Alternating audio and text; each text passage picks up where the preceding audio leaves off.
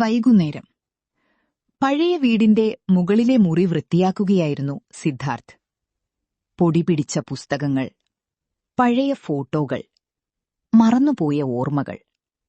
അവയ്ക്കിടയിൽ ഒരു ചെറിയ നീല നിറത്തിലുള്ള ഡയറി അവന്റെ കണ്ണിൽപ്പെട്ടു. കവറിൽ ചെറിയ അക്ഷരത്തിൽ എഴുതിയിരുന്നത് മൈ ബ്യൂട്ടിഫുൾ ഡേയ്സ്. ആ ഹാൻഡ് റൈറ്റിംഗ് കണ്ട നിമിഷം സിദ്ധാർത്ഥിന്റെ ഹൃദയം നിശ്ചലമായി. ആര്യ, അവന്റെ ജീവിതത്തിൽ ഒരിക്കലും മറക്കാനാകാത്ത പേര്. 5 വർഷങ്ങൾക്ക് മുമ്പ് സിദ്ധാർത്ഥ് ആദ്യമായി ആര്യയെ കണ്ടത് കോളേജിൽ. എല്ലാവരും നോയ്സിയായിരിക്കുമ്പോൾ ഒരു പെൺകുട്ടി മാത്രം ട്രീയിന്റെ താഴെയിരുന്ന് ഡയറി എഴുതുകയായിരുന്നു. കാറ്റിൽ അവളുടെ മുടി പതുക്കെ വീശി.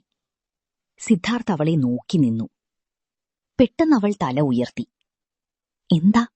അവൾ ചിരിച്ചുകൊണ്ട് ചോദിച്ചു. സിദ്ധാർത്ഥ് നാണിച്ചു പറഞ്ഞു, ഒന്നുമില്ല. നീ എന്താ എഴുതുന്നത്? അവൾ ഡയറി അടച്ചു. സീക്രറ്റ്സ്. എന്നാൽ ഞാൻ ഡിസ്റ്റർബ് ചെയ്തില്ല. അവൻ ചിരിച്ചു. ആര്യ പൊട്ടിച്ചിരിച്ചു. ആ ചിരിയിൽ തന്നെയായിരുന്നു അവന്റെ പ്രണയം തുടങ്ങിയത്. പതിയെ അവർ ഫ്രണ്ട്സായി. Library talks, coffee dates, long walks, മഴയിൽ നനഞ്ഞ സായാഹ്നങ്ങൾ. ആര്യയ്ക്ക് ഡയറി എഴുതുന്നതൊരു ഹാബിറ്റായിരുന്നു. ഓരോ ദിവസവും അവൾ എന്തെങ്കിലും എഴുതും. ഇത്ര എഴുതാൻ എന്തുണ്ട്? സിദ്ധാർത്ഥ് ചോദിക്കും. അവൾ ചിരിക്കും. ഓർമ്മകൾ മറക്കാതിരിക്കാൻ. മന്ത്സ് കടന്നുപോയി. അവർ പ്രണയത്തിലായി. സിദ്ധാർത്ഥിന്റെ ലോകം മുഴുവൻ ആര്യയായി മാറി. ഒരു ദിവസം ബീച്ചിലിരിക്കുമ്പോൾ ആര്യ ചോദിച്ചു, ഞാനൊരിക്കൽ ഇല്ലാതായ. രാവിലെ 8 മണി.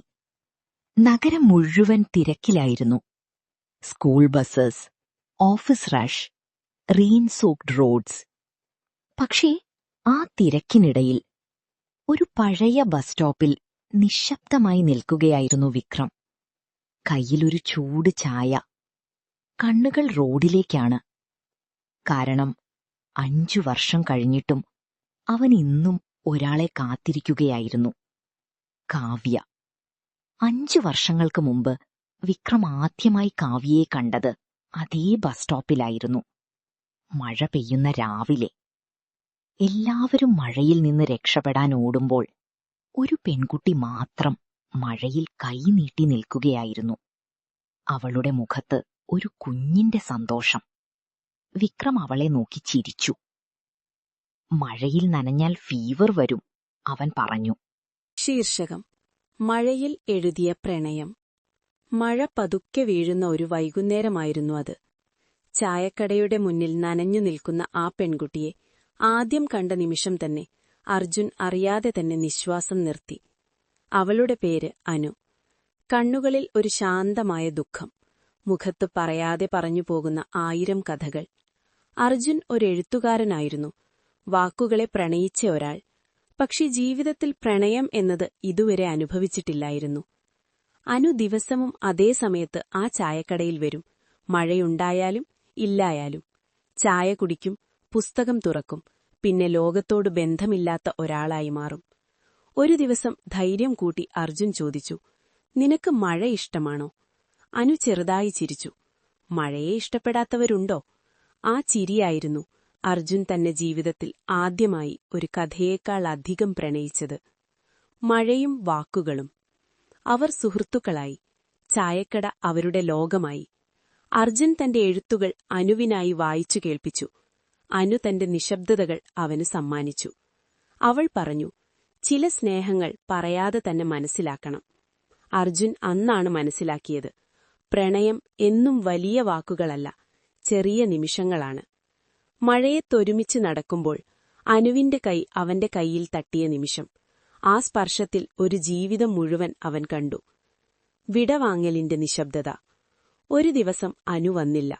അടുത്ത ദിവസം, അതിന്റെ അടുത്ത ദിവസവും. അർജുൻ കാത്തിരുന്നു. മഴ പെയ്തു, ചായ തണുത്തു. പക്ഷേ അനു വന്നില്ല. ഒരാഴ്ചയ്ക്ക് ശേഷം ചായക്കടക്കാരൻ പറഞ്ഞു, അവൾ നാട്ടിലേക്കു പോയി, തിരിച്ചു വരില്ലെന്ന് തോന്നുന്നു. ആ വാക്കുകൾ അർജുനെ തകർത്തു. അവൾക്ക് പറയാൻ ബാക്കിവെച്ച പ്രണയം അവൻ ഉള്ളിൽ തന്നെ പൂട്ടി.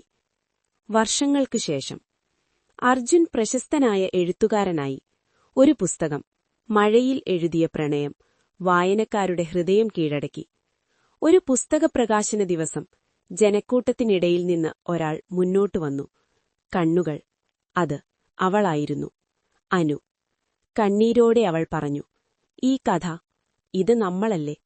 അർജുൻ ഒന്നും പറഞ്ഞുമില്ല. അവളുടെ കൈ പിടിച്ചു. പുറത്ത് മഴ പെയ്യുകയായിരുന്നു. ചില പ്രണയങ്ങൾ വൈകിയാണ് പൂവണിയുന്നത്, പക്ഷെ അവയൊരിക്കലും മരിക്കില്ല.